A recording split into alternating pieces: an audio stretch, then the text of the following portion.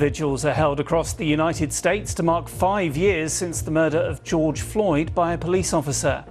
Now, today marks 5 years since the murder by police of George Floyd in the US city of Minneapolis. His killing, which was caught on camera, sparked nationwide protests for racial justice. The civil rights activist, the Reverend Al Sharpton, has marked the anniversary with George Floyd's family in Houston in Texas. A vigil will be held in Minneapolis later. Well, at the memorial, George Floyd's brother, Philanese, shared his reflections on the years since his brother's murder. Because George started a lot. And I tell people all the time, Ahmaud Arbery, he was the charcoal. Breonna Taylor, she was the lighter fluid. And George was the flame that set this world on fire. You can't hide it anymore. I don't care where you at. Everybody's seen that video.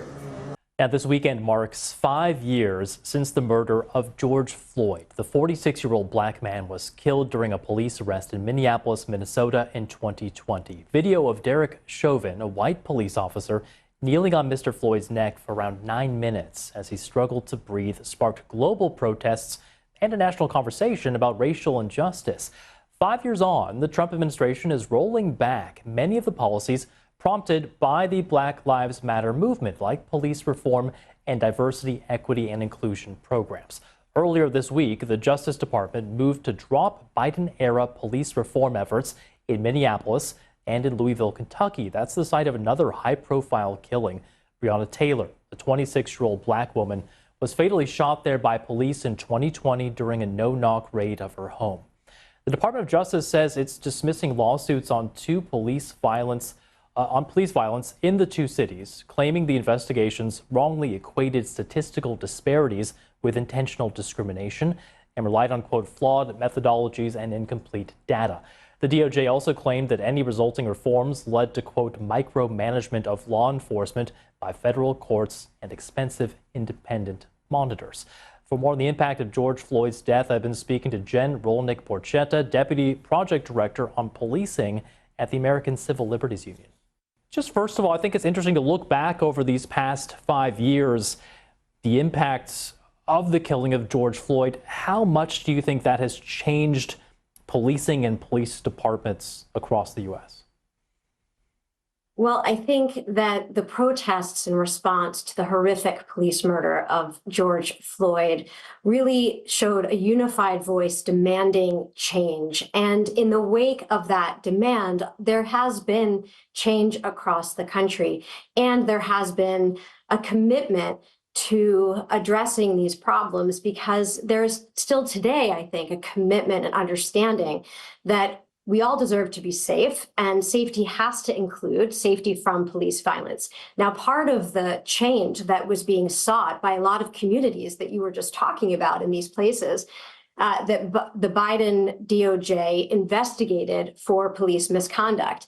And the DOJ under Biden found widespread police abuses at things like excessive force, where people were shot at, tasered, beaten, who posed no threat at all. People were targeted because of their race. And this was uncovered by the Biden administration, in part in response to all of the outrage over the George Floyd killing. And I think that commitment continues today. And we see it in some of the communities that are still promising to continue with reform despite the abandonment of Trump's DOJ. Yeah, we may not be seeing that commitment at the very top. We heard there the Trump administration dropping its federal oversight of several different police departments across the country. What's your reaction to that? Was that the right move?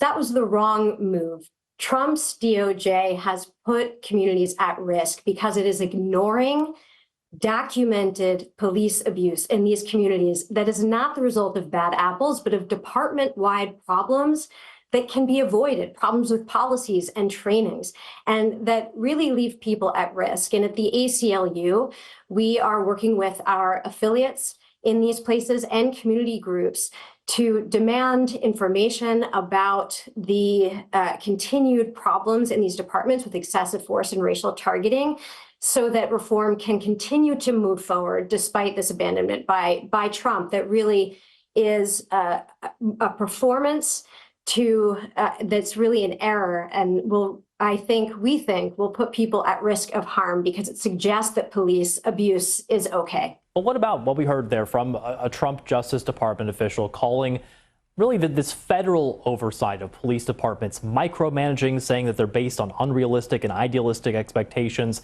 Is there anything to that? Should these sorts of reforms and oversight be taking place at the local level rather than from Washington, D.C.? Oversight from the Department of Justice is critically important. The Department of Justice has an ability to really look at what's causing widespread police abuse like that and to identify the reforms that are needed. And so the reforms might be detailed, but that's because detail is necessary to fix these problems. And the local communities were advocating for these changes. The local officials were agreeing to these changes. And by pulling away from the reforms now, the Trump DOJ is really abandoning those communities when they're asking for DOJ's help. And so I don't think that I put much into Trump's DOJ saying that this is a favor when it's really a harm. You mentioned there that some of those communities, I think Minneapolis was definitely one of them, saying that they did want to continue going forward with these sorts of changes and reforms. What will the impact be? Will we see a continuation of reform, or will this pullback from the federal government kind of put an end to that? We expect that reform will continue, and we hope it will. It will require local officials to continue to act. And where local officials are promising reform, they have to commit to actually doing the changes that are needed. And again, we think it'll take local community commitment. We are working with people and community groups in a lot of these places because it takes that kind of collaboration to really push forward reforms. And we do believe and have hope that that will happen, that reform will happen in these places.